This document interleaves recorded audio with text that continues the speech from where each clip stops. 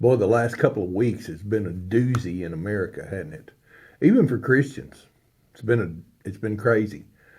Lots of reasons in the last couple of weeks to just simply not have peace. And I'm not going to make this some rant about what everybody else is ranting about in America. I just simply know this. I know Jesus. I'm not perfect. I follow Jesus. But there's been a few times I've been a little anxious, just a little bit without stability in my heart. You know, Jesus talked about peace a couple of thousand years ago. And although when I read this scripture to you, you know, his guys, his disciples were standing there and they were a little bit taken back by some things Jesus said, but even here they were still a little bit on the confused side. Jesus said this, plain and simple: peace I leave you, my peace I give you. I don't give you the same kind of peace that the world gives you. So don't let your heart be troubled and don't be fearful. It's very interesting. Again, when I look back over different seasons in my life, seasons in your life, many of you that watch this and share this, I know, but all of us have gone through seasons in our life when we didn't have peace. And I think when Jesus referred to this, he said, you get my peace, you got real peace. You look elsewhere for peace, you don't have real peace. A lot of times people look to medicine for peace. And I get it. Sometimes we all got to have medicine. Some people look to alcohol and drugs. And so that's called self-medicating for the purpose of a temporary peace, right?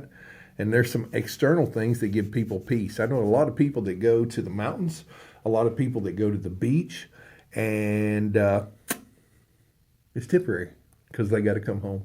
And then finally, a lot of reasons or we have this temporary peace is we often look to our finances and plus the stuff that we own. If you've got a good set of cattle paid for, a lot of times you'll go out there and they will give you peace. But trust me, the world is going to slap you in the face. Life is going to hit you in the face. And it all boils down to one thing. If we're not looking for the right place or to the right person for long-standing peace, we're just never going to have it. And we are ultimately miserable. I normally do these videos for those of you who have not followed Jesus, but oftentimes the people who don't follow Christ and the people that do follow Christ, we struggle with some of that same areas, and it is that peace. Just let me make a couple of observations. Jesus said, I can give you lasting peace. Jesus said, I can give you lasting peace. We got peace. Once you follow Jesus, we got peace in knowing that He is in control of absolutely everything. We've got peace in knowing that He is changing us. Maybe a slow process for some of us, but we all have stuff wrong with us. Just like any good horse I've ever owned, they've got a hole in them somewhere.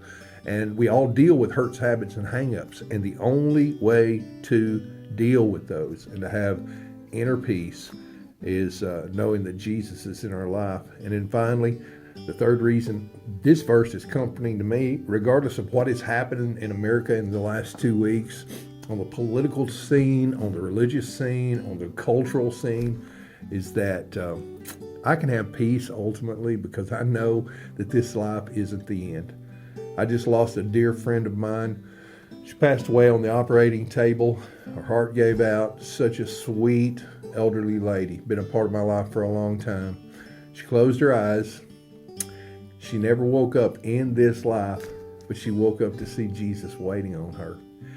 Folks, if you want peace, Jesus is your only solution, and that is your bottom line.